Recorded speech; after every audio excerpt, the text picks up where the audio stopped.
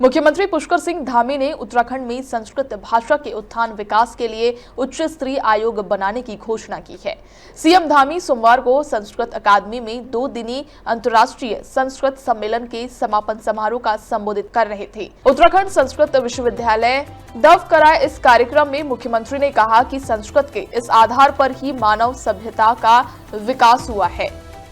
हम सभी को ज्ञात है कि विश्व की अधिकतर भाषाओं की जड़ें किसी न किसी रूप में संस्कृत से ही जुड़ी हुई है।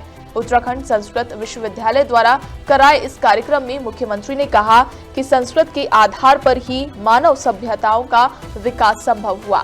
संस्कृत भाषा के उत्थान के लिए उच्च स्तरीय आयोग का गठन होगा।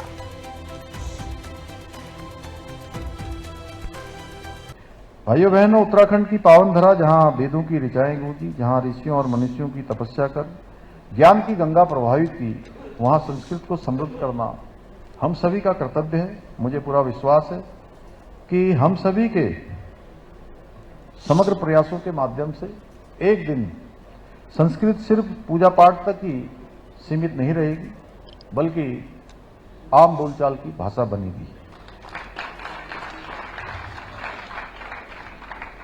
और अभी जैसा माननीय निशंक जी ने कहा, चूंकि वो संस्कृत के विद्यार्थी भी रहे हैं और संस्कृत से उनका लगाव भी है, अनेक काम उन्होंने राज्य के अंदर मुख्यमंत्री रहते हुए भारत सरकार के शिक्षा मंत्री के रूप में संस्कृत के प्रोत्साहन के लिए, संस्कृत के प्रचार और प्रसार के लिए, जन जन की भाषा संस्कृत बने उसके लिए काम किया है।